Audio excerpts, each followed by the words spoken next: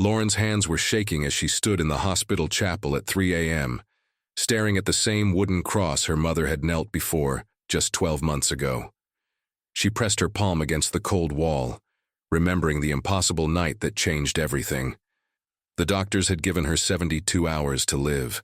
3 surgeons in the entire country could save her, and none of them were available. Her mother Nora had walked into this very room and whispered a prayer so desperate, so raw, that what happened next still makes Lauren's rational, scientific mind short-circuit. Because 4 hours later, the impossible walked through her hospital room door. If you believe in the power of heartwarming stories that challenge everything we think we know, hit that subscribe button. You're going to want to follow this journey. 6 months before that desperate night, Lauren had everything figured out. At 28, she was a biomedical researcher in Boston, the kind of person who believed in data, peer-reviewed studies, and measurable outcomes. Her apartment overlooked the harbor. Her career was thriving. Her life made sense in spreadsheets and statistical models. Faith to Lauren was something other people needed, like her mother, Nora. Nora, 52 years old with silver streaking through her dark hair, had raised Lauren alone after her father died when Lauren was 7. Nora's faith had been her anchor through poverty, through grief, through every storm. She attended church every Sunday, kept a worn Bible on her nightstand, and started every morning with prayer. Lauren loved her mother fiercely, but they'd learned not to discuss religion. It was the one wall between them. Nora's unwavering belief in divine intervention versus Lauren's conviction that the universe operated on probability and chance. Their Sunday phone calls always followed the same pattern. Nora would ask if Lauren had been to church. Lauren would deflect with humor. They'd laugh, talk about work and weather, and dance around the chasm of their different worldviews. These real-life stories of mothers and daughters often contain such tender contradictions, loving someone completely while seeing the world through entirely different lenses. What Lauren didn't tell her mother during those calls was that something felt off. Small things, headaches that came without warning, moments where her vision blurred at the edges, a strange pressure behind her left eye. She dismissed it all. She was 28. Healthy, busy, stressed, she told herself. Too much coffee, not enough sleep. The symptoms were minor enough to ignore right up until they weren't. It happened on a Tuesday morning in the lab. Lauren was presenting research findings to her team when the words stopped making sense in her own mouth. The faces around the conference table stretched and warped like funhouse mirrors. The fluorescent lights became unbearably bright, then impossibly distant. She heard someone calling her name from underwater. Then the floor rushed up to meet her, and everything went black. The next thing Lauren remembered was the ambulance siren, paramedics shouting medical terminology, and a terrifying truth crystallizing in her mind. Something was catastrophically wrong inside her head. The emergency room became a blur of CT scans, MRIs, and increasingly worried faces. Lauren watched doctors huddle outside her room, their body language telling a story before their words could. When Dr. Patterson finally sat beside her bed, his expression carried the weight of a death sentence. A cerebral aneurysm, massive, irregularly shaped, lodged in a location that made it nearly inoperable. It had been growing silently, a ticking bomb in her brain. It could rupture at any moment. When it did, she would have minutes, maybe seconds. Even with immediate surgery, her chances were almost non-existent. Dr. Patterson's voice became clinical, detached, as he explained that only 3 neurosurgeons in the United States specialized in this specific type of emergency intervention. 1 was in San Francisco, 1 was in Houston, 1 was currently traveling internationally. None could reach Boston in time. Lauren had maybe 48 to 72 hours before the aneurysm ruptured. After that, no surgery in the world would matter. The room spun even though Lauren was lying still. Her hands went numb. This wasn't supposed to happen. She was 28. She ate salads. She ran marathons. Her research was supposed to help save other people's lives, not chronicle the end of her own. The rational part of her brain, the scientist, started calculating probabilities, and every equation ended in 0. Then the door opened, and Nora was there. Her mother's face went through every emotion in seconds: confusion, comprehension, devastation, then something else, something Lauren couldn't quite name. Determination, maybe, or defiance. Nora crossed the room and took Lauren's hand, and despite everything, Lauren felt like a child again, certain that somehow her mother would fix this. But mothers can't fix aneurysms. Mothers can't bend time or space. Mothers can't summon surgeons who don't exist. The next 36 hours became a countdown. Nora never left Lauren's side. They talked about everything they'd never said. Lauren apologized for missing so many Sundays. Nora said there was nothing to forgive. They laughed about stupid things from Lauren's childhood. They cried about all the things that would never happen now, grandchildren Nora would never meet, holidays they wouldn't share, the future that was evaporating by the hour. Friends came to say goodbye, which felt surreal and wrong. Lauren was still here, still breathing, still thinking, but everyone treated her like she was already gone. The most heartbreaking conversations are the ones where hope has already left the room, where love has to coexist with inevitable loss. Dr. Patterson made calls to all three specialists. The surgeon in San Francisco was in emergency surgery himself, a case that would take at least 24 hours. The Houston surgeon was unreachable, somewhere on a medical mission in rural Africa. The third, Dr. James Chen, was confirmed to be at a neurosurgery conference in Singapore. Even if he left immediately, the flight time alone exceeded Lauren's remaining window. Every avenue closed. Every option disappeared. The hospital could keep Lauren comfortable, manage her pain, and wait for the end. That was all modern medicine could offer. On the second night, Lauren told her mother something she'd never said aloud. "I'm not afraid of dying," she whispered. "I'm afraid of leaving you alone."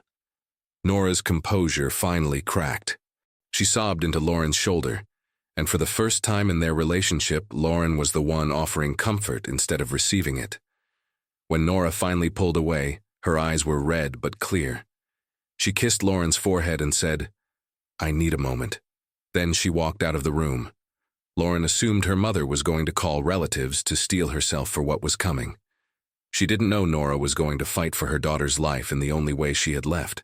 Nora found the hospital chapel on the second floor, a small interfaith room with rows of chairs facing a simple altar. At 2:30 in the morning, it was empty except for the eternal presence she'd always believed was there. Nora didn't kneel at first. She paced, her hands balled into fists, her grief transforming into something fierce. These hopeful journeys often begin in the darkest places, where desperation becomes a kind of prayer all its own. When Nora finally dropped to her knees, the words that came out weren't elegant or theological. They were raw. They were a mother's primal scream dressed up as conversation with God. "I know I'm not supposed to bargain," Nora whispered into the silence. "I know faith isn't supposed to work like this, but she's my baby. She's my whole world. You took her father. Please, please don't take her too. I'll give anything. I'll do anything. Just save my daughter. Send help. Send a miracle. Send something impossible, because that's what we need. Impossible." She prayed until her throat was raw, until the words stopped making sense, until all that was left was a mother's love pressed into the dark, hoping against hope that someone, something, was listening. In her hospital room 4 floors above, Lauren stared at the ceiling and felt a strange calm wash over her. She couldn't explain it. Maybe it was acceptance. Maybe it was resignation. Maybe, and she would never say this to her mother, maybe it was something else entirely. At 4:17 a.m., Lauren's door opened. She assumed it was a nurse coming to check vitals, but the man who entered wore a surgical cap and carried himself with the purposeful stride of someone important. He was Asian American, maybe 50, with kind eyes behind wire-rimmed glasses. He glanced at her chart, then at her face, and something shifted in his expression. "Lauren Walsh?" he asked, his voice carrying a slight accent. She nodded, confused. "I'm Dr. James Chen. I specialize in complex cerebral aneurysms. I understand you need surgery immediately." Lauren's brain couldn't process the words. Dr. Chen, the surgeon who was supposed to be in Singapore. the one who couldn't possibly be here. She tried to speak but only managed, "How?" Dr. Chen pulled up a chair, and what he explained next sounded like fiction. His flight to Singapore had been cancelled. A mechanical failure so rare that the airline had never seen it before. A specific hydraulic system failure that grounded the entire aircraft type for emergency inspection. He'd been rerouted through Boston with a 12-hour layover. Frustrated and wide awake, he'd decided to visit his old mentor, Dr. Patterson, who worked at this very hospital. Dr. Patterson mentioned almost casually the impossible case in the ICU. Dr. Chen asked to see the scans. The moment he saw them, he knew. This was exactly his specialty, the precise type of aneurysm he'd developed a groundbreaking technique to address. "I have a 3-hour window before my next flight," Dr. Chen said. "Your aneurysm is critical, but I believe I can do this. The odds aren't good, maybe 1 in 20, but 1 in 20 is better than 0. Lauren started crying and she couldn't stop. Downstairs in the chapel, Nora was still praying when her phone buzzed. The text from Lauren was simple. "Come upstairs now. I don't understand what's happening, but I think you need to see this." When Nora burst into the room and saw Dr. Chen, when she heard the explanation of the canceled flight, the impossible timing, the 3-hour window, she didn't say anything. She just pulled Lauren into her arms and whispered, "Thank you, thank you, thank you," over and over. Lauren didn't know if her mother was thanking the doctor or God or both. The surgery took 2 hours and 40 minutes. Nora sat in the waiting room, surrounded by friends and relatives who'd rushed back to the hospital, and she prayed differently this time. Not desperately, but gratefully. Not begging, but believing. When Dr. Chen finally emerged, still in his surgical scrubs, his expression was one of professional bewilderment. "It went perfectly," he said. "Better than perfectly. The aneurysm was positioned exactly where I could reach it.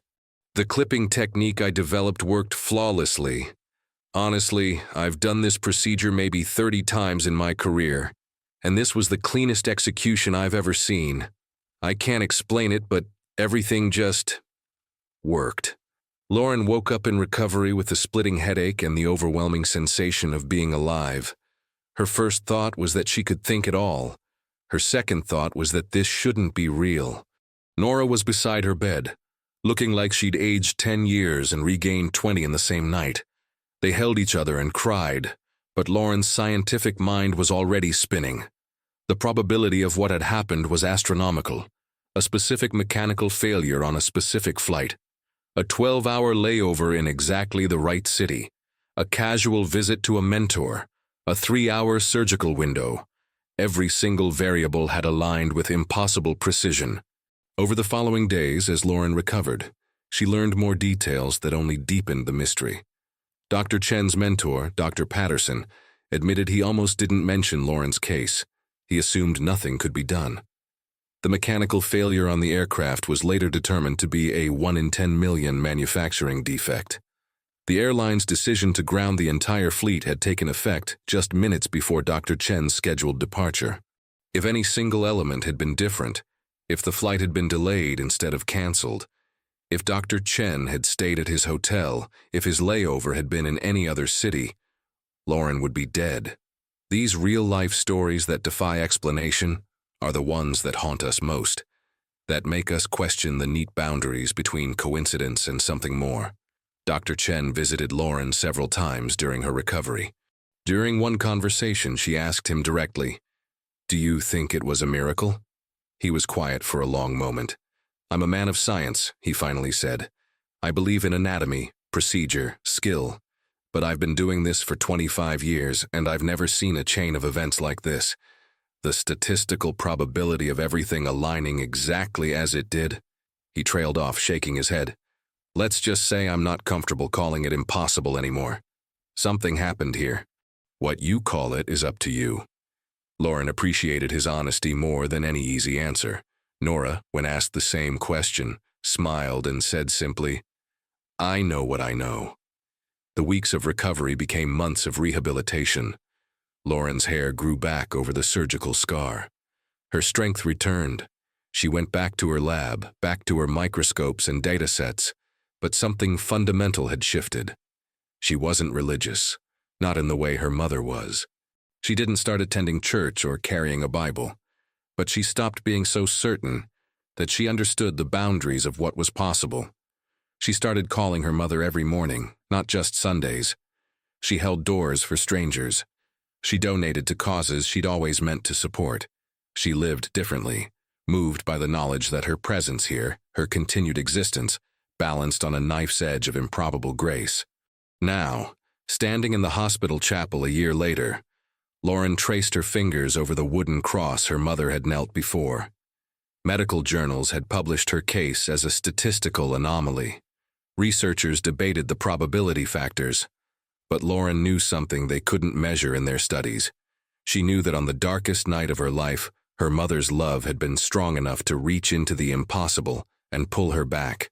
Whether that was God or the universe or blind chance dressed up as destiny, it didn't matter anymore. What mattered was that she was here.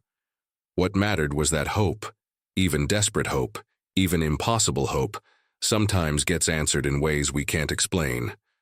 Lauren left the chapel and found Nora in the hospital cafeteria, volunteering as she did every Tuesday morning, serving coffee to exhausted families in the waiting rooms.